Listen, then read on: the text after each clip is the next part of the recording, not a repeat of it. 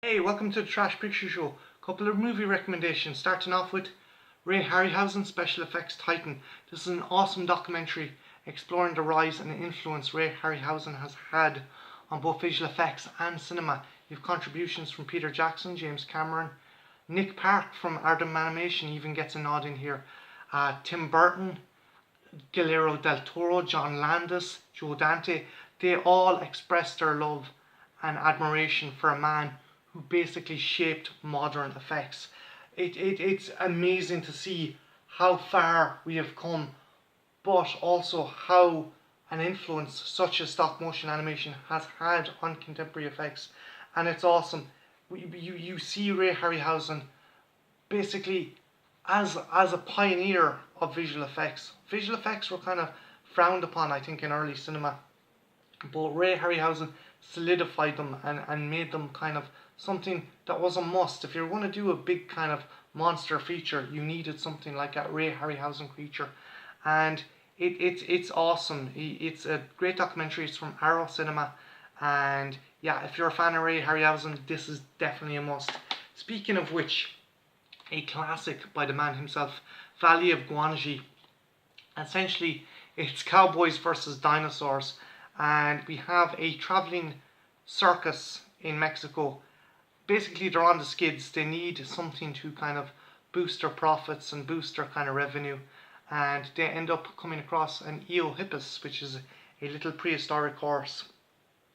A bunch of superstitious gypsies steal the eohippus and decide to return it to the valley from which it came, and the cowboys decide to pursue, only to encounter massive prehistoric beasts, including pterodactyls, Striachosaurus, and ill-tempered Allosaurus by the name of Gwangae. The effects in this are great. Again, Ray Harryhausen is a legend, from the fight in the Colosseum with the elephant to the kind of the massacre at the end in the church. Valley of Gwangae is a staple of dinosaur movies, and if you like the likes of Jurassic Park, this is a stepping stone to where that came from. Speaking of dinosaur movies, this one is not a classic. This one is not good, but it's really fucking fun. Primal Species, Roger Corman's third in his Carnosaur series, and the story is totally preposterous. You have a bunch of evil terrorists trying to steal a truckload of nuclear weapons. Instead of stealing nuclear weapons, they end up stealing dinosaurs. The dinosaurs get loose, wreak havoc upon the civilian population, and it's up to a crack team of commandos to stop them. You could see the budget for the Carnosaur movies were running out with every kind of movie he made, because the dinosaurs in this look schlocky as shit. The first Carnosaur movie, the effects were better and they shot them more in shadow and in the dark, but in this you get to see them and they look so fucking clunky. Still, it's a fun movie and it's a stupid movie. If you're friends and beers, this is one definitely worth watching.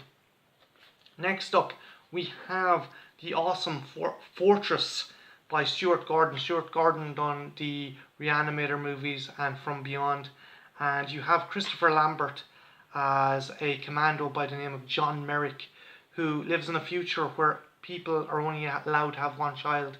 Him and his wife already had a kid, but the child died, so they decide to try for another one, but are both interned in separate prisons.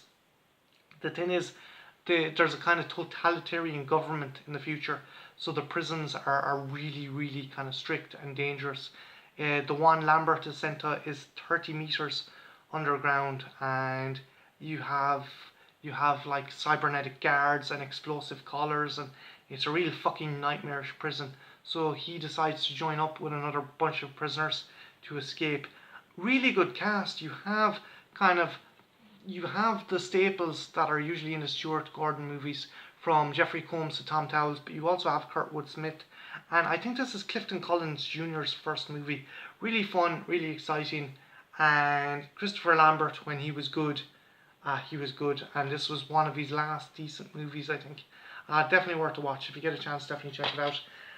And lastly, for the movies, there is Grizzly. This is awesome. This is essentially Jaws on land. You have a giant prehistoric carnivorous bear going around a park killing people, and it's up to Christopher George, a park ranger, to stop its rampage. Really visceral, really violent, and I keep on forgetting that in the 70s they had no problem with killing kids. There's like a bit where like a kid is torn to bits by a bear, and it's the most craziest fucking thing ever. Characters I thought were going to live, die, and horses are decapitated, and women are torn to pieces, and men are torn to pieces. And it's a really visceral kind of nasty movie, but it's cool. It's definitely a throwback from the 70s.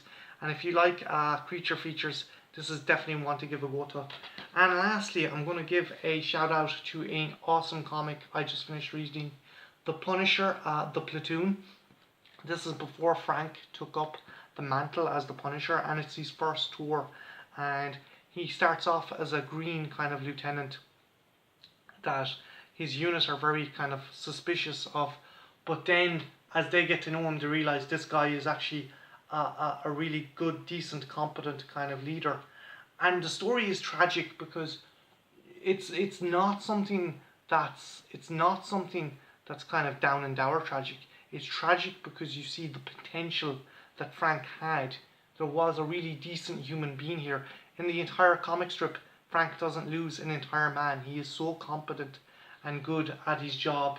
He leads his squad, he protects his squad, he looks after his squad. He even bends the rules to kind of protect his unit. And the artwork by Gordon Perlov is amazing, and Garth Ennis, brilliant team up of any kind of two comic creators when it comes to Punisher. Gordon Perlov and Garth Ennis are awesome. You also have Jordi Belair doing the colours on this, and it's an awesome kind of comic. Very historically accurate. We have the fall of Khe-Sanh. We have a lot of historical events happening here, and again, Garth Ennis is a big history nerd, so this is a fairly solid story. So if you're a fan of comics, or even if you're a fan of history or the Vietnam War, this is definitely one to check out. So, my name is Martin, that's been the Trash Picture Show. Any comments or queries about the movies I've mentioned here, or even the comic, leave them in the comments below. And yeah, have a good one, take care, bye now.